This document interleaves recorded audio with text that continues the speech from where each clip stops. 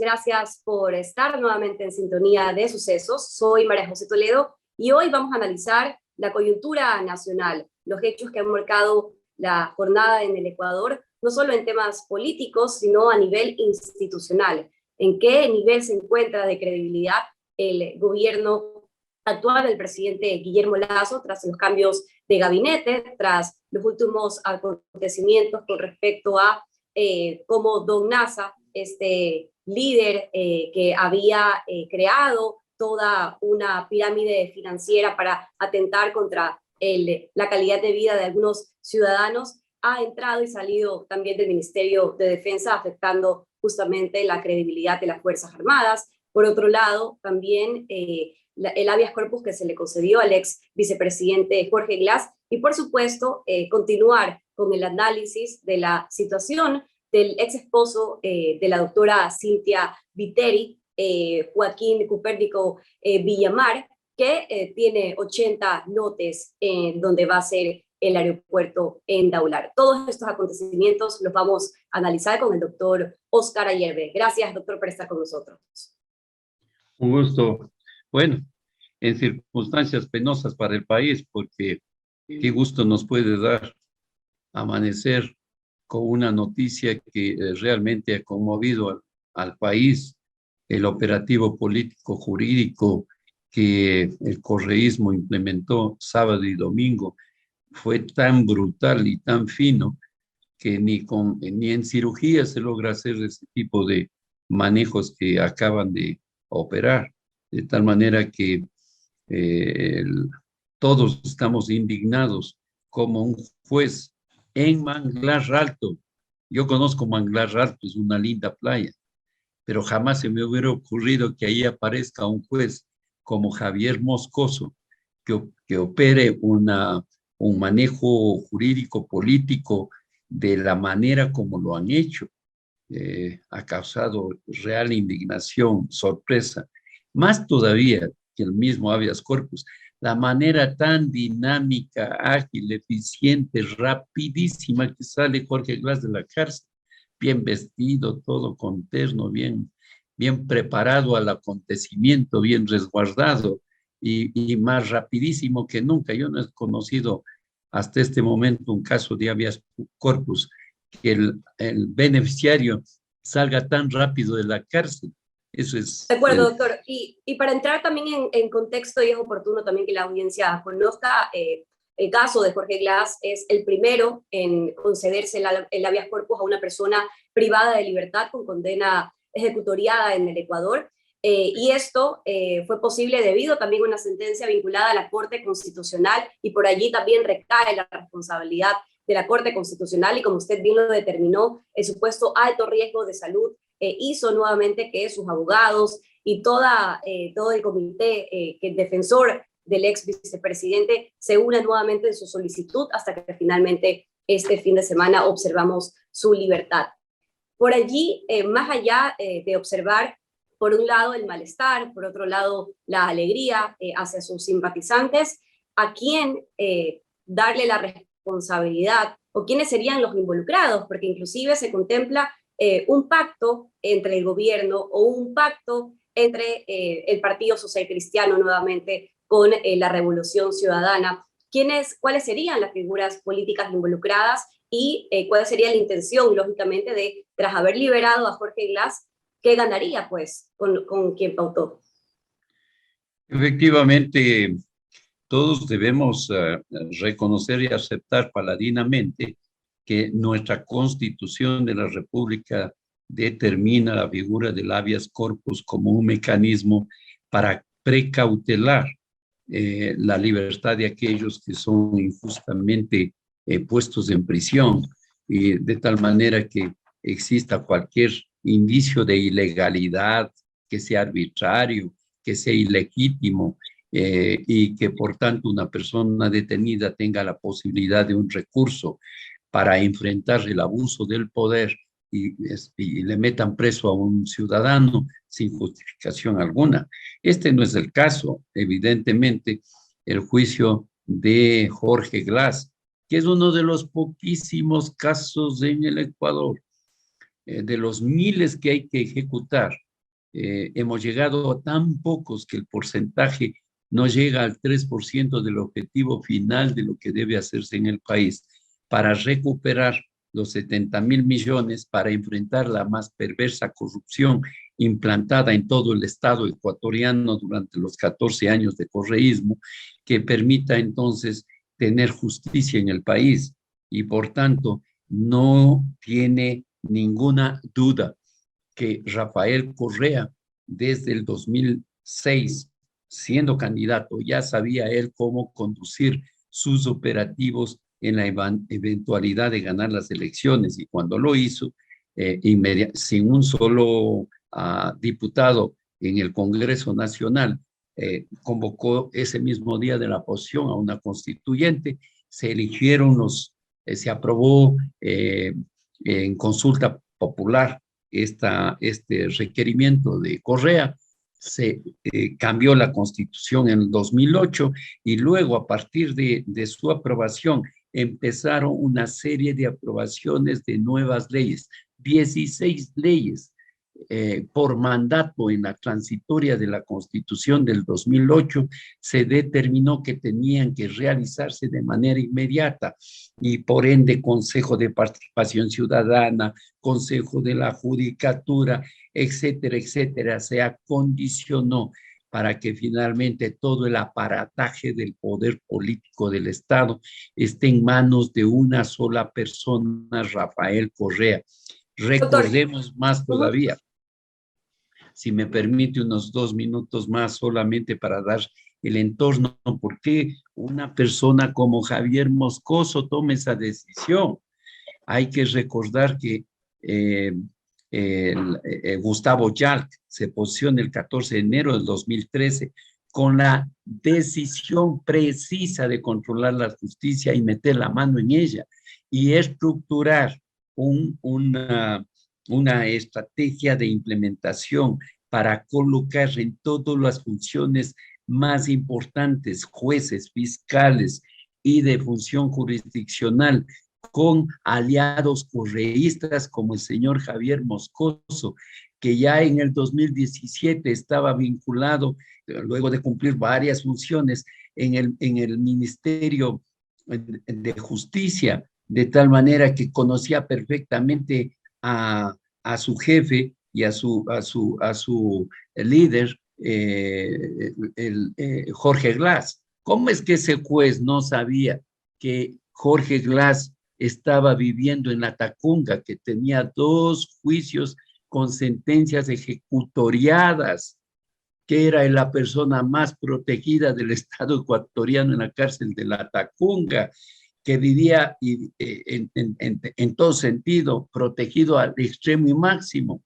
¿Cómo es que él acepta abocar en jurisdicción un habeas corpus que él jamás debió haber conocido? O sea que hay mucha tela que cortar. ¿Cómo es que todo se va acelerando tan rápidamente? Ahora, y allí hay que analizar también por qué ahora, ¿no? ¿Por qué ahora en que el presidente de la República definitivamente se está quedando sin aliados? Hizo una reestructuración de su gabinete, no cuenta con el apoyo de la Asamblea y de hecho ha indicado en varias ocasiones en que va a gobernar vía decreto, puesto que cada ley que se emite, inmediatamente los legisladores le solicitan puestos, dinero y cualquier otro tema para poder beneficiarse. Y lógicamente necesita gobernar, necesita alianzas, necesita fortaleza, se vienen las elecciones seccionales 2023 y por un lado había esta teoría, mejor dicho, en que el correísmo había perdido fuerzas o no tenía todavía una figura para poder revivir la esperanza del expresidente Rafael Correa, porque el ex vicepresidente Jorge Glass permanecía aún en la cárcel, pero ahora la posición cambió. La Asamblea todavía no ha cedido. Guadalupe Llori permanece en la presidencia de la Asamblea. Y ahora vemos que un fin de semana, como usted bien lo determina, un juez de Mangaldato que dice no haber conocido la situación del ex vicepresidente, le concede la libertad. Este contexto da justamente para ver de qué manera el presidente de la República podría allí sí beneficiarse tras una posible alianza o simplemente fue para que pierda nuevamente esta posición de poder y sean otras alianzas debajo de la mesa en las que se formaron para poner al propio presidente como el principal afectado y de esa manera poco a poco ir fortaleciendo los otros movimientos que ya se los daba por perdidos? Yo quisiera empezar respondiéndole de la siguiente manera. El presidente Lasso representó un apoyo del 10% del electorado en el país. El otro 10% lo tuvo los socialcristianos. Con eso sumaron más o menos 20% para ir a la segunda vuelta. En ese contexto, entonces, hay que recordar que había un 32% adicional que se unió al proyecto del presidente Guillermo Lasso en la segunda vuelta electoral, que éramos totalmente expresiones anticorreístas, 32%, más que el 20% de la alianza política inicial y obviamente más que la de él, que representa el 10% más menos. Y por lo tanto, estos operativos y estas decisiones políticas están minando no solo las relaciones políticas en la Asamblea Nacional por la dispersión política y representación y los conflictos internos que ella tiene, sino que esta ahora ha avanzado a los escenarios de los ciudadanos, de ese 32% que estamos realmente impactados con estas decisiones y estas actuaciones que no han tenido ni la medida ni el cálculo para ver sus efectos. Nosotros queremos que Guillermo Lasso, y yo lo digo en persona, yo quiero que Guillermo Lasso tenga éxito por bien del país, por bien de su proyecto político y también en la objetiva realidad de enfrentar al correísmo para que no vuelva a tener poder como lo tuvo durante 14 años y en particular los 10 primeros, de tal forma que estas decisiones afectan históricamente la estructura de la ciudadanía que mira con absoluta preocupación la posibilidad de que Correa retome poder, porque ha ido bajando. Pero estas decisiones no puede ser considerada que son producto de ingenuidades y que por ahí Manglar Alto aparece en un lugar estratégico. A propósito, yo he estado en Manglar Alto, es una playa hermosa, histórica.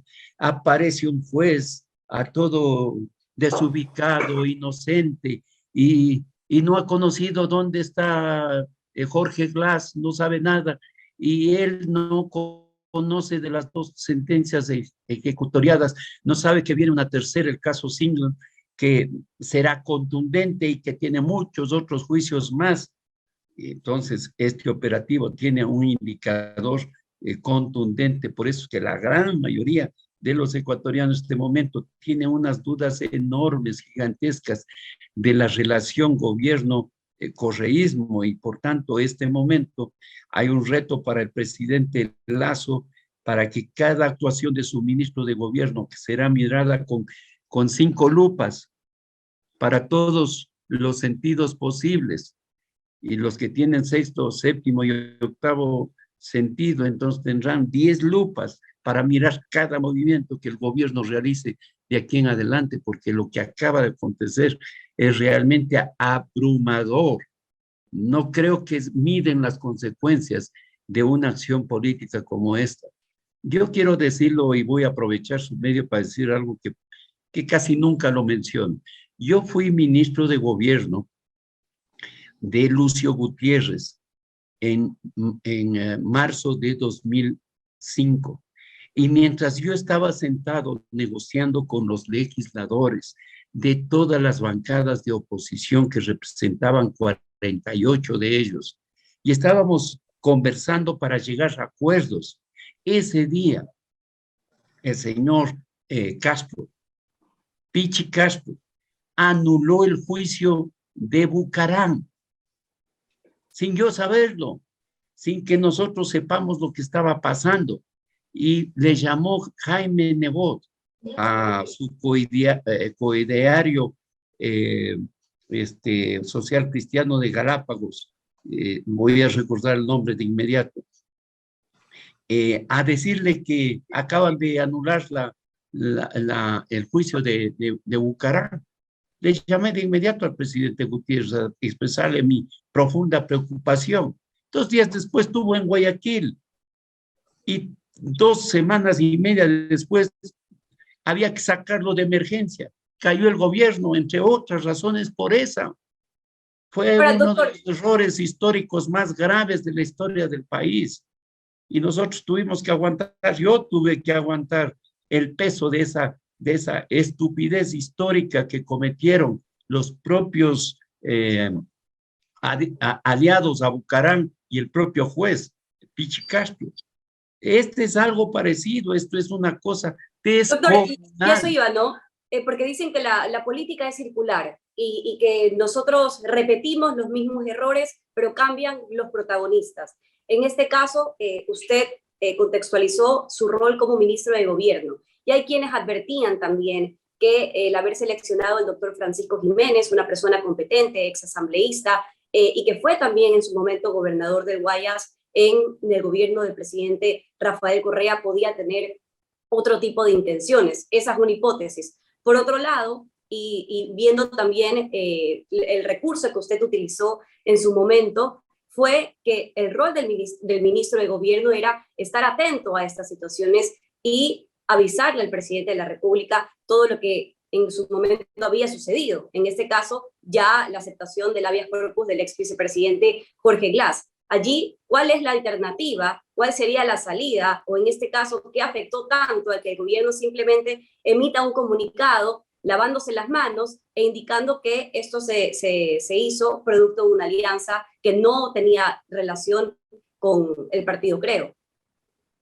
Aquí muchos tienen vinculación y nexo a este incidente. Todos se lavaron las manos el día sábado en la noche y domingo en la mañana. Todos no sabían nada, no conocían nada, no tenían responsabilidad. Todos decían que ya esto es un tema y evidentemente uno de las aseveraciones que a mí me pareció extremadamente precipitadas es reiterar su afirmación de no metida la mano en la justicia. Desde luego que no queremos que nadie más meta la mano en la justicia, pero no creo pues que en la audiencia que juez Javier Moscoso estaba llevando a cabo, no había ningún representante de alto nivel para defenderse el caso. Esto estaba como abandonado. Nadie se percató, todas las unidades que podían realmente conocer, saber de estos operativos vinculados a un escenario que era previsible, como el de Jorge Glass, y que venía anunciándose por meses y meses las posibilidades de un habeas corpus en cualquier lado, como Manglar Alto, imagínense usted. Nosotros estamos absolutamente claros en el escenario. Primero tienen que poner o interponer una apelación, eso es evidente, y tienen que agilitar todos los procesos para que esa apelación pueda proceder. Ellos utilizarán toda la herramienta y maquinaria que la disponen. Recuerden, ecuatorianos, gobernaron 14 años, tienen expertos, gente con experiencia, tienen el conocimiento, el manejo de los entretelones, de esos lugares oscuros del manejo del poder y del Estado, de tal manera que no es que están confrontándose a cualquier pendejo por ahí que no sabe lo que está haciendo, no, este es un operativo que demanda el ejercicio de personas con experiencia que se pongan al frente de esta situación y puedan conducir al Estado ecuatoriano para que cada uno de ellos cumpla su tarea y su función y poder entonces como ir para que otros escenarios como el caso Sinla, que está involucrado hasta la corona, Jorge Glass, él fue el operador más corrupto del gobierno de Correa. esté involucrado en todos los múltiples escenarios donde todos se podrían imaginar, entre otros, el caso del metro de Quito, que hasta ahora nadie dice absolutamente nada. ¿Dónde está usted, Contralor General del Estado? ¿Dónde están todos los funcionarios que a media tinta van operando lentamente en estos escenarios que todos sabemos, conocemos? Y pronto la Fiscalía va a tener que actuar en algunos otros temas o se la caen a ella también. Ya lo que estoy hablando. Y yo estoy hablando con conocimiento de causa, no inventándome alguna especulación por ahí, de tal manera que el Estado ecuatoriano tiene que actuar frente a una evidencia tan brutal de conmoción social que significa lo que ha pasado este momento. Si los social cristianos están en contra de esto, si el 32% está en contra de esto, y si los mismos que votaron por el propio Guillermo Lasso están en contra de esto, más del 50% de los ecuatorianos realmente estamos preocupados de esta decisión jurídica de Javier Moscoso que ha conmocionado al país y que tiene ahora le pone a prueba todas las instancias del Estado. Ahora, doctor, si su lectura responde realmente a la percepción de la ciudadanía ecuatoriana, considerando también que el próximo año vamos a ir a las urnas, se vienen las elecciones seccionales, y allí sí podría reflejarse tal vez ese rechazo nuevamente al correísmo, como usted lo afirma, o por otro lado, aprovechar estos meses del 2022 para reafirmar esas alianzas o ver otros aliados y de esa manera ver una figura que contraponga el correísmo o tal vez que tenga la plataforma a su poder para poder recuperar nuevamente su posición. ¿Cuál sería allí tal vez la mejor fórmula en este caso para que el Ejecutivo vea la posibilidad de reafirmar la credibilidad que tenían los ecuatorianos a un inicio de su campaña o cómo tomar tal vez su figura limpia de cierta manera en la política como la salida a lo que ya nosotros experimentamos durante 14 años? Si usted analiza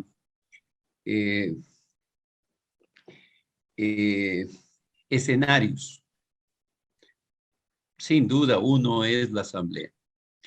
Y en ese caso, siendo él consciente que está frente a una constitución hiperpresidencialista, porque Correa no es que hizo una constitución parlamentaria, no, él hizo una constitución hiperpresidencialista. Use la constitución con todo lo que se representa la capacidad para el presidente de la República y conducir al país en todos los escenarios que en ella contempla, en todos. Tiene enormes posibilidades y potencialidades. Evidentemente es un error pensar que él no puede ni debe participar con la Asamblea Nacional. Ignorarlo, que no existe, eso es ridículo. Él lo que tiene que hacer es priorizar, diseñar una nueva estrategia que permita lograr objetivos concretos, específicos. Él ya ha hecho un análisis que la asamblea que tenemos en este momento es fraccionada en todo lado, excepto el bloque de UNES. Todos los demás, Pachacuti, Social Cristianos, Izquierda Democrática y el bloque integral de independientes, tiene internamente problemas, discrepancias y escenarios de inestabilidad interna de sus propias estructuras. Y por tanto, en esa condición, pretender manejar una mayoría estable de gobierno no existe para los próximos 4 años. En ese escenario, entonces, las dos facultades legislativas, la una, aprobar leyes, y la otra, fiscalizar, tienen que seguirse ejecutando y por lo tanto deben tener un nexo de relación con el Ejecutivo. Si este organismo, el primer poder político del Estado, quiere aprobar leyes, perfecto, que lo haga con la iniciativa individual o colectiva de los asambleístas. Él tiene el poder, me refiero al presidente, de vetar o no esa ley. de tal manera que él es colegislador, no tiene que abrumarse por eso. Si él tiene alguna ley en particular que quiere pasar en la asamblea, pues su ministro de gobierno que prepare primero las condiciones de acuerdo entre los asambleístas para que esa ley en particular sea aprobada. Y la otra, ¿qué pasa en Europa, por ejemplo? Inglaterra, Francia, España, por mencionar solo 3 países que tienen estructuras constitucionales, parlamentarias eh, fuertes, poderosas, hacen acuerdos políticos. Alemania, hacen acuerdos políticos. Entonces, los 3 que llegaron con mayor número de votos están gobernando Alemania en este momento. Unos manejan temas de producción, otros manejan temas internacionales, otros manejan los escenarios de bienestar social y medio ambiente, cogobiernan. Entonces, si eso es posible, llegar a acuerdos con Izquierda Democrática, Pachacuti, Social Cristianos, para que cada uno de ellos se haga responsable de una parte del manejo del Estado. Eso es Claro, transparencia. concertar, ¿no? Claro, y Concertar. público, transparente, bien hecho. Y ahí sabemos si es que Pachacuti en agricultura es capaz o no de hacer un buen trabajo. Y si lo hace bien, todos van a premiar su actuación. Y si lo hace mal, obviamente igual. Pero en nuestro país esos temas son complejos y difíciles. De tal manera que el presidente Lasso tiene mucha flexibilidad para gobernar con esta constitución que tenemos. No se debe hacer lío por eso. Tampoco debe estar desesperado por llegar a acuerdos comunes. Yo no entiendo esta posibilidad que la gente empieza a creer que toda esta tramoya es producto de un acuerdo premeditado con el correísmo y por tanto nos están llevando a un escenario que tenemos que recordarle al presidente Lasso y la persecución política que hubo durante 10 años con toda la fuerza y que continuó 12 años, o sea, 2 años más, como el caso de Oscar Ayerbe, y todo el tema del 30S, y todo el tema del atropello y el abuso, y el robo, los 70.000 millones. El presidente Lasso dijo que él quería recuperar la plata. Se Y van el problema robando. está doctor, y ahí el problema está en la impunidad, ¿no? Siguen saliendo, hay quienes se van del país, otros que son detectados, por ejemplo, en Miami, como el ex Contralor General del Estado, Carlos Poli, comprando una casa de 10 millones de dólares en efectivo, pero el problema está en que hay impunidad. Y el Ni me mensaje que haga se le está hablar dando a de los... Carlos Polit, ni me haga hablar de Carlos Polit. Pero Yo el problema, conozco doctor, mucho, allí, yo y para conozco cerrar este mucho tema, de Carlos Polit. No ve que él me persiguió y entonces le tuve focalizado desde el 2007 hasta que se fue. Y todos sabíamos que era un delincuente desde las aduanas. Pero más aún, ¿qué pasó con todos los que él operaba en el país? Jueces de lo contencioso administrativo en Pichincha, y que muchos de ellos están en la nacional este momento, en lo contencioso, y que operaban los grandes negocios. ¿Cómo es que lograron neutralizar las investigaciones de sus bienes y no querían declarar tampoco? ¿Y qué pasa? Yo sí quisiera que eh, Carlos Poli llegue a un acuerdo con la Fiscalía Americana y deberle todo lo que él conoce de Correa, de Glass y de todos los demás. Ahí van a salir en polvorosa muchos que están bien pipones ahí en el estado ecuatoriano recibiendo. definitivamente, doctor. Y Carajo. allí lo que iba, y por eso toqué el tema y apasionante todo lo que tiene que ver con la política, su experiencia, por supuesto, y el grado de protagonismo que ha tenido de estos hechos hace que los conozca a profundidad y me Casi imagino me hace dar tendremos nombres, ¿verdad? algunos episodios. Casi empiezo a dar nombres, antes me costó. Ya ve lo que está pasando con el tema Filambanco, 2.000 millones de dólares, Dios mío. ¿Cómo es que 23 años después declaran inocente cuando creíamos nosotros que habían sido parte del gran desastre nacional de la crisis financiera bancaria del otro 8 de marzo de 1999? Yo le digo a usted, no me voy a sorprender que como estoy pronunciándome tan de frente en el tema Isaías, el señor William y Roberto Isaías no terminen enjuiciándome a mí también. Y si eso pasa a usted y a la prensa nacional, le haré conocer de inmediato. Le agradezco, doctor, por acompañarnos. Importante su lectura con respecto a la situación actual política del país. Ojalá el presidente tenga a la mano a quienes lo puedan asesorar para poder estabilizar la política institucional, la credibilidad de la ciudadanía hacia nuestros gobernantes, y de esa manera la bandera de la democracia permanezca arriba, ¿no? Que eso es lo importante. Y sobre todo, que el mensaje hacia los delincuentes sea cero impunidad, y que por lo tanto esta situación que ocurrió el fin de semana pueda tener también una salida, siempre y cuando se cuente también con los recursos legales para poder rectificar la decisión de este juez. Agradecerle nuevamente al doctor Óscar Ayerbe por acompañarnos hoy en Sucesos. Como ya les comenté, tendremos algunos capítulos con él de invitado para seguir analizando los otros dramas que están ocurriendo en el país y que necesitan la atención de todos para visibilizar y de esa manera tomar nuestras propias decisiones. Existen las medidas legales para rectificar en el marco de la Constitución. Yo aspiro que el presidente Lasso tome medidas para corregir este gravísimo problema. El éxito del gobierno de Guillermo Lasso será éxito para el Ecuador, y también para detener y para impedir que el correísmo retome el control político del Estado ecuatoriano. Gracias por su invitación.